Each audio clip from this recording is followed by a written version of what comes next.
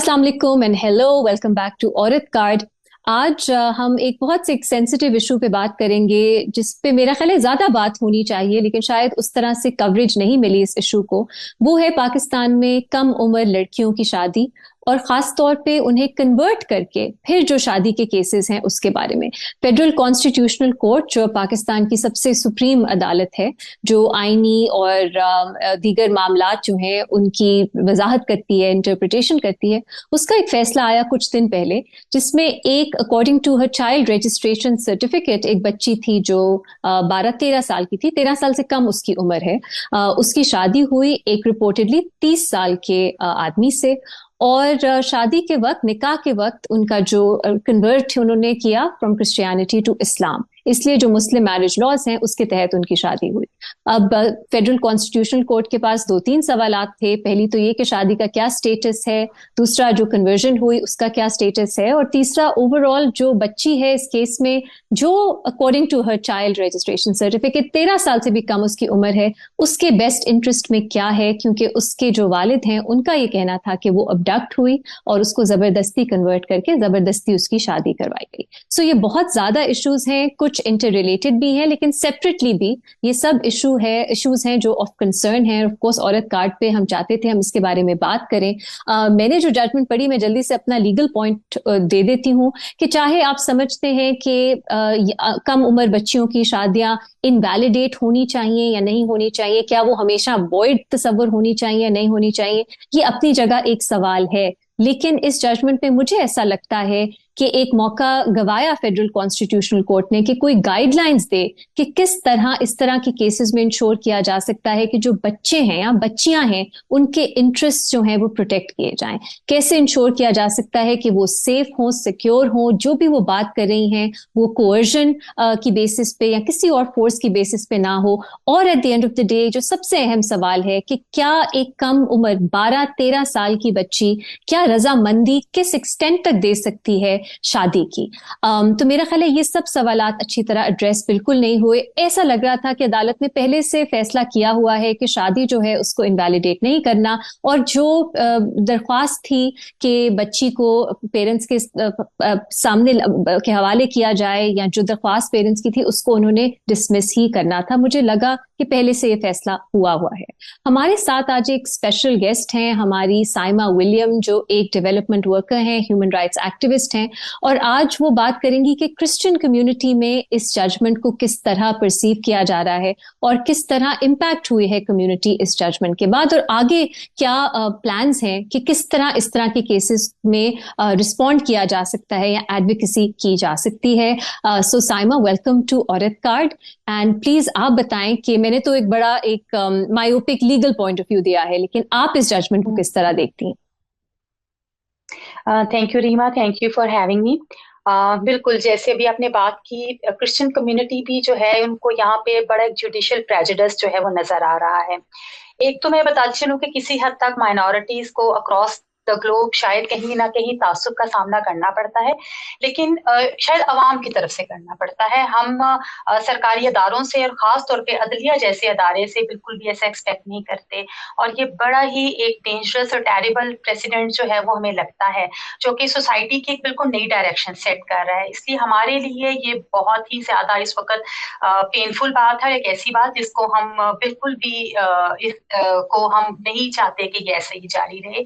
इस वजह से क्रिश्चियन कम्युनिटी ने इसको रेजिस्ट किया है, इसके ऊपर अपना पॉइंट ऑफ व्यू लेकर आए हैं, और हमारा पॉइंट ऑफ व्यू यही है, जिस तरह से भी अपनी बात की कि क्रिश्चियन कम्युनिटी को भी बिल्कुल इसी तरह से लग रहा है कि ये बड़ा प्री डिटरमिन्ड डिसीजन की तरह सामने आया है, बड़ा गैर संजीदगी से लिया गया है। इसमें और बहुत कुछ हो सकता था, इससे पहले प्रीवियस डिसीजंस में इससे ज्यादा कोशिश की जाती रही है, और फेडरल कॉन्स्टिट्यूशनल कोर्ट, जो कि ऑफ कोर्स हमारे माइनॉरिटीज के कॉन्स्टिट्यूशन के जो राइट्स हैं और हमारी प्रोटेक्शन को सेफ गार्ड करने के लिए रिस्पॉन्सिबल है, उनकी तरफ से हमें बिल्कुल भी ऐसा नहीं लगा कि वो कहीं पे भी उन्होंने अपना रोल प्ले किया है।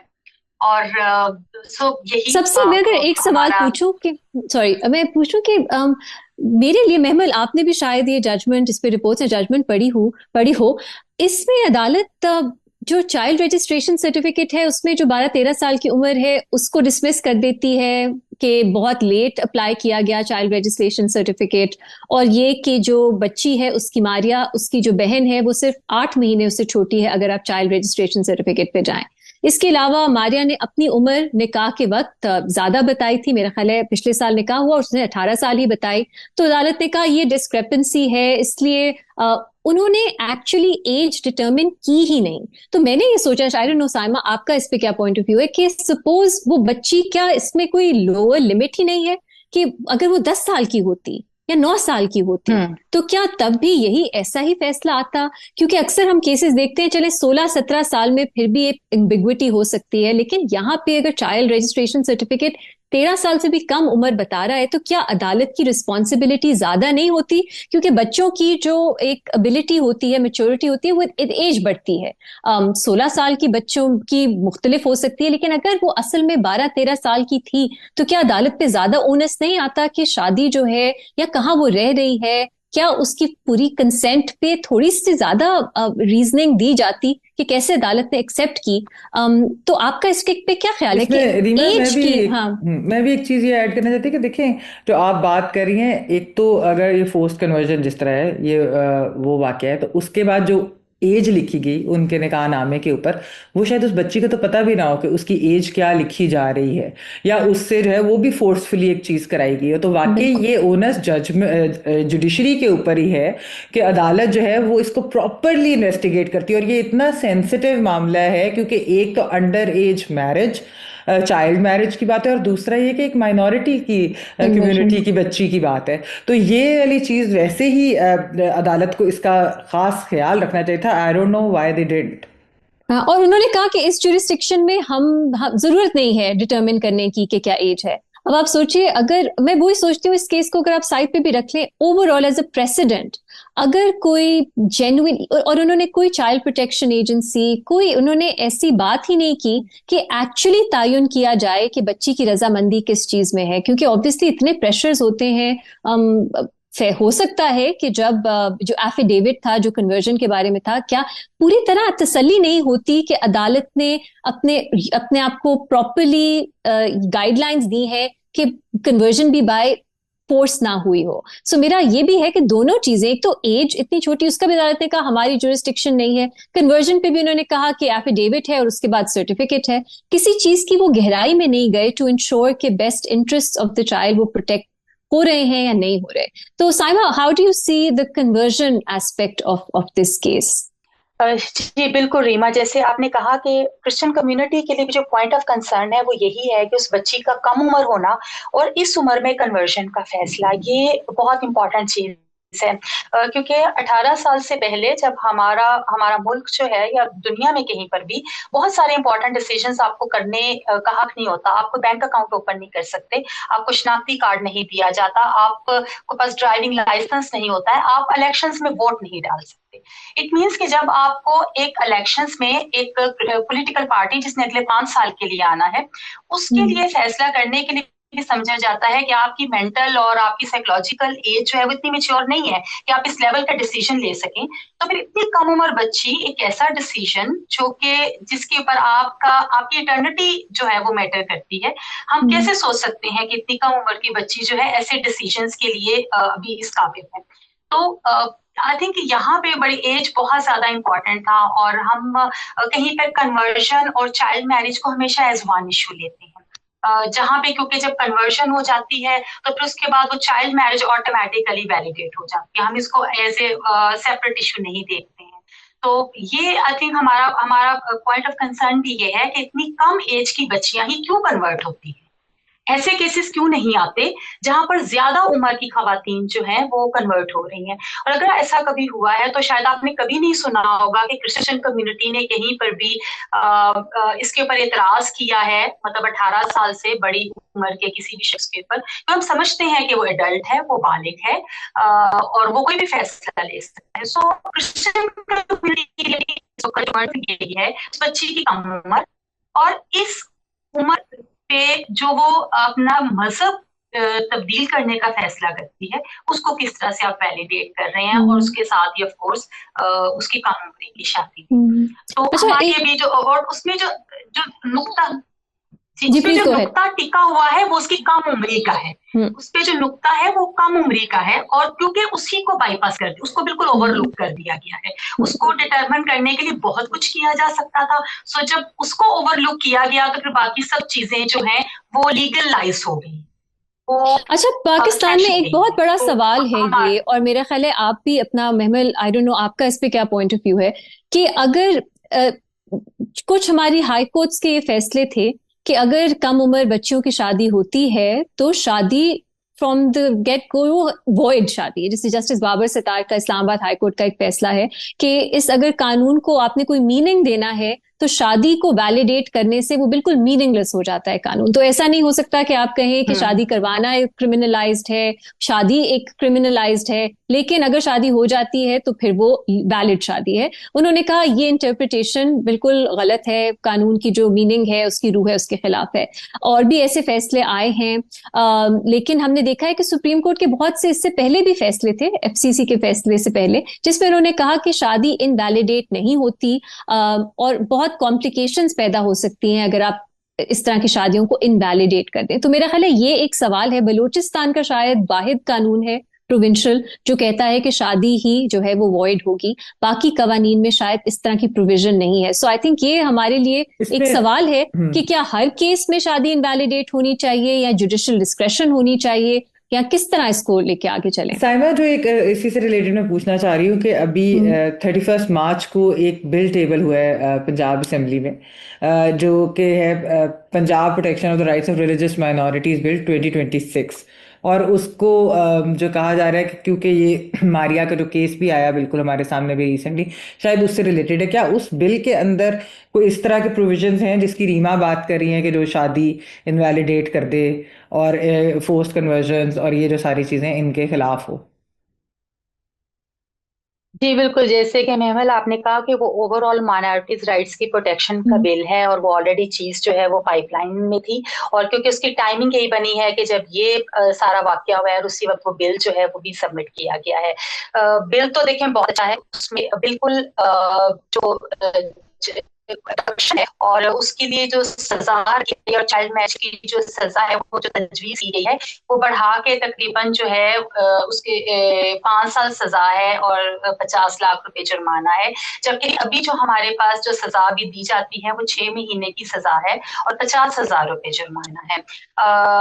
तो उसमें ओवरऑल क्योंकि वो चाइल्ड माइनॉरिटी राइट्स की प्रोटेक्शन का बिल है, तो उसमें ओवरऑल लैंड ग्रैबिंग के इश्यूज भी शामिल हैं और ज्यादा जो कुछ लॉज डिस्क्रिमिनेटरी लॉज हैं उनकी भी बात है। लेकिन वहाँ पे फोर्स्ड एब्डक्शन, कन्वर्जन और चाइल्ड मैरिज के लिए भी जो है वो रिकमेंडेशंस प्रपोज की गई। तो जी बिल्कुल वहाँ पे कैद का जो दौरानिया है उसको भी इंक्रीज करने की प्रपोजल है और उसका जुर्माना भी जो है। हम्म।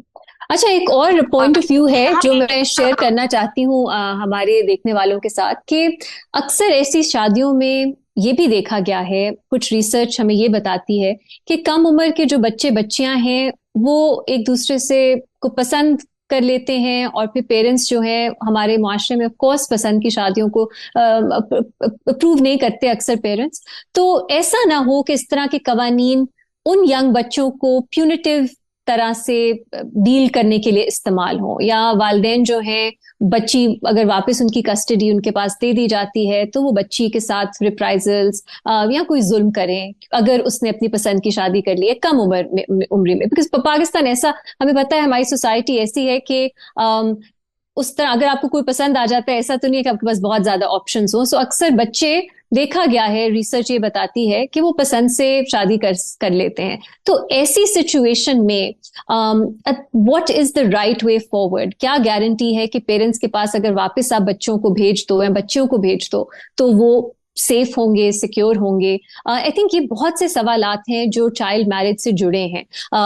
सो at the end of the day, at least मेरा पॉइंट ऑफ व्यू तो इस पे यही है कि आपको वो देखना है कि what is in the best interest of the child, और इसमें बहुत ज्यादा रोल होना चाहिए चाइल्ड प्रोटेक्शन एजेंसीज का। कि एक तो ऑफ कोर्स अगर बच्ची बहुत 12-13 साल की बच्ची कैसे फैसला कर सकती है अपनी शादी का, सो उसमें ये देखना बहुत जरूरी है कि वो कहाँ सेफ होगी। तो इसमें स्टेट इंटरवेंशन बहुत जरूरी है, but at the same time अगर हमारी शादी का कवानीन हम जितनी भी एज सेट कर दें, पंजाब में ऑर्डिनेंस के जरिए 18 साल की है, अगर इम्प्लीमेंटेशन ही नहीं होनी, आपने ये शादियां अलाउ करनी है एट दैट टाइम जब निकाह हो रहा है, और तब हम कुछ प्रिवेंट करने के लिए नहीं कर सकते, तो ये लॉज कैसे इफेक्टिव होंगे?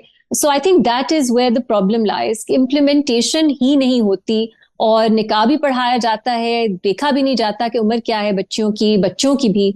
सो it's just a very complicated issue, and इस पे आई थिंक मजीद लॉ रिफॉर्म की भी जरूरत है, और इसको होलिस्टिकली देखने की जरूरत है। कि ऐसा भी ना हो कि आप कम उम्र के जो बच्चे बच्चियां जो पसंद से शादी करते हैं उनको भी उस तरह ट्रीट करें जिस तरह फोर्सिबली अगर शादी करवाई गई है या कन्वर्जन करवाई गई है, इन मेरी नजर में। और ऑफ कोर्स 16-17 साल की बच्चियों को और 11-12 साल की बच्चियों को मुख्तलिफ ट्रीट करना चाहिए कानूनी तौर पर। रीमा, अभी जो आपने बात की है इसमें 2-3 आपके पॉइंट्स हैं बड़े इंपॉर्टेंट, जिन पे मैं रिस्पॉन्ड करना चाहूंगी। एक तो आपने सबसे पहले पॉइंट पे कहा कि जैसे इस फैसले के लिए कहा जाता है कि सजा तो होगी चाइल्ड मैरिज के ऊपर, लेकिन जो शादी है वो नल एंड वॉइड नहीं होगी। तो मुझे लगता है कि यहाँ पे बात प्रिंसिपल की है। अगर आप इस लॉ के लिए प्रिंसिपल ये रखना चाहते हैं तो ये बाकी तमाम जितने भी लॉज और पनिशमेंट्स हैं ये उन प्रिंसिपल्स के साथ कॉन्ट्राडिक्टरी है। ये ऐसे ही है जैसे आप कहते हैं कि आपको चोरी पे सजा तो दी जाएगी लेकिन आप चोरी का माल वापस ना करें, ठीक है? तो बात यहाँ पे निकाह की नहीं है, लॉज के पीछे प्रिंसिपल्स होते हैं, एक बहुत बेसिक प्रिंसिपल जो है। अगर आप इस लॉ के लिए उस प्रिंसिपल को चेंज कर देते कि ओके आपने गलती कर ली, आपको सजा मिल जाएगी, वो भी बहुत कम है, 6 महीने की सजा है, 50,000 रुपए जुर्माना है, तो और शादी नारा अवॉइड नहीं होगी। तो ये जो आपका बाकी तमाम लॉज के पीछे बेसिक प्रिंसिपल है ये उसके साथ कंट्राडिक्ट करता है। पहली बात ये है। दूसरी बात, जहाँ पे आपने कहा कि बहुत सारे बच्चे पसंद करते हैं और अगर वो अपनी पेरेंट्स के पास वापस जाएंगे तो कोई वहां से रिएक्शन ऐसा ना आए, तो इसके लिए मैं आपको यही कहना चाहूंगी कि अभी तक कहीं पे भी एक ऐसी एग्जाम्पल मौजूद नहीं है जहाँ क्रिश्चियन कम्युनिटी में कोई बच्ची वापस आई है और इस तरह का कोई रिएक्शन जो है वो सामने आया है। शेल्टर होम्स क्रिश्चियन कम्युनिटीज के भरे हुए हैं जहाँ पर ऐसी बच्चियां जिन्होंने स्टेटमेंट्स दी और वो इस वक्त शेल्टर होम्स मौजूद हैं। उनमें से कुछ ऐसी थी जो कि उस वक्त में प्रेग्नेंट भी हो गई थी, वापिस नहीं है, और पेरेंट्स ने उनको उनका पीछा फॉलो अप करना नहीं छोड़ा, वो डेली पुलिस स्टेशन आते थे और अपनी बच्ची को वापस लेके आए चाहे वो बच्ची प्रेग्नेंट भी हो चुकी। तो शेल्टर होम्स कुछ वो बच्चियां वापस आके जो स्टेटमेंट्स देती हैं तो आपको ये पता चलता है कि अब वो उनकी जान खतरे में थी। जब वो बताती है कि हम इस हालत में थे, हमें नशा दिया गया, जब हम उठे तो निकाह नामे के ऊपर, कन्वर्जन के ऊपर हमारे अंगूठे लगे हुए थे। वो बच्चियां घर से कभी नाश्ता लेने निकली थी, कभी स्कूल के लिए निकली थी, वो अगवा हो गई थी। तो हमारे पास पिछली केस स्टडीज मौजूद हैं जिसके ऊपर हमें पता है कि बच्चों के साथ क्या हो रहा होता है। और ऑफ कोर्स हमारे पेरेंट्स के लिए, फैमिलीज के लिए बच्चों की जान इंपॉर्टेंट होती है। ये इंपॉर्टेंट नहीं होता कि आया वो प्रेग्नेंट हो गई है तो हम उसको बिल्कुल जो है वो अबैंडन कर दें, ऐसा हुआ नहीं है। एक भी एग्जांपल आपको नहीं मिलेगी। और इसके अलावा मैं आपको एक ये भी बताऊं कि ऐसा भी मैंने एक केस स्टडी देखी जहाँ पे बच्ची लड़के को पसंद करती थी और लड़के ने कहा कि मैं तुम्हें अपनी मदर और बहन से मिलवाना चाहता हूँ तो तुम इस जगह पे आ जाओ। जब वो बच्ची चली गई तो वहां पे कोई मदर और बहन नहीं थी। फिर लड़के ने वही किया, उसको कैद किया, उसको नशावर दवाई दी, वो बच्ची प्रेग्नेंट होगी, वो इस वक्त शेल्टर होम में मौजूद है। पेरेंट्स ने बिल्कुल उसकी इस गलती के ऊपर उसको अबैंडन नहीं किया, उसका पीछा किया और वो बच्ची आज जो है वो सेफ है।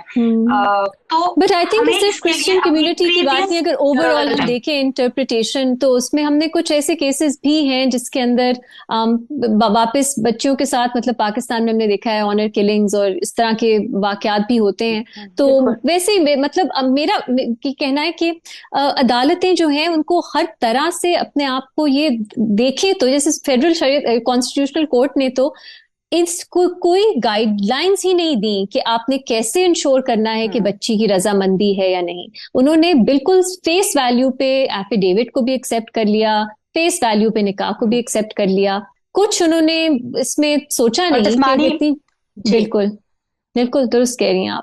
और जिस्मानी पाकिस्तान खदुखाल के ऊपर उन्होंने कहा कि बिल्कुल जिस्मानी खदुखाल एज जो है ना, तो अब एक बड़ा इंपॉर्टेंट सवाल है कि पाकिस्तान में फिर नादरा का क्या काम रह गया है बिल्कुल अगर किसी के कहने पे और उसके जिस्मानी खदुखाल के ऊपर जो है एज का तयन किया जाएगा और उसके बाद नादरा को कहा जाएगा कि आप अपना डेटा करेक्ट कर लें, तो फिर उस इतना बड़ा नादरा जो एक इंस्टीट्यूशन है उसकी क्या क्रेडिबिलिटी रहती है, उसके जो डॉक्यूमेंट्स मेरे पास मौजूद हैं, आपके पास मौजूद हैं, उनकी क्या क्रेडिबिलिटी रहेगी। It's a very very important issue. Thank you so much Saima Mahmal. हम लोगों ने बिल्कुल स्क्रैच किया है सरफेस। आई थिंक इस पे बहुत मजीद बातचीत की जरूरत है, लॉ रिफॉर्म की भी जरूरत है, and at the end of the day कवानीन जो हैं वो बेहतर होते हैं। हमने देखा है सिर्फ केपी रह गया है जिसमें बच्चियों की उम्र 16 साल है शादी की, लेकिन इम्प्लीमेंटेशन इन कवानीन की इतनी कमजोर है कि एक तो ये सवाल कि हम कहते हैं शादी वैलिड है तो चाहे बाकी जो उसके अराउंड सर्कमस्टांसेस है उसको हम क्रिमिनलाइज कर लें, लेकिन हमने देखा है जहां रिसर्च हुई है सिंध में फॉर एग्जांपल कम मतलब शादियों पे ज्यादा फर्क नहीं आया। तो कवानीन बदलते रहते हैं, सोशल बिहेवियर ह्यूमन बिहेवियर जैसे हम एज ए सोसाइटी ऑपरेट करते हैं उसमें तब्दीली नहीं आती। और यहाँ पे खास तौर पे जहां इल्जाम ये लगाया गया है कि फोर्सिबली शादी करवाई गई है, फोर्सिबली कन्वर्ट करवाया गया है, ये तो और भी बहुत ज्यादा सीरियस इशू है। और अनफॉर्चुनेटली हमारी ऐसी अदालत जिसका काम है मुल्क में हर फर्द के फंडामेंटल राइट्स को प्रोटेक्ट करना,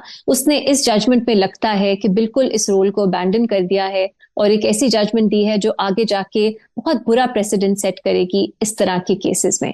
thank you once again Saima for joining us. Please हमें कमेंट्स में जरूर अपनी राय दीजिएगा कि आपके ख्याल में कम उम्र की बच्चियों की शादी बहुत प्रॉब्लमैटिक है, उसके बहुत हेल्थ कंसर्न्स हैं, बहुत और कंसर्न्स होते हैं जो इससे जुड़े हैं।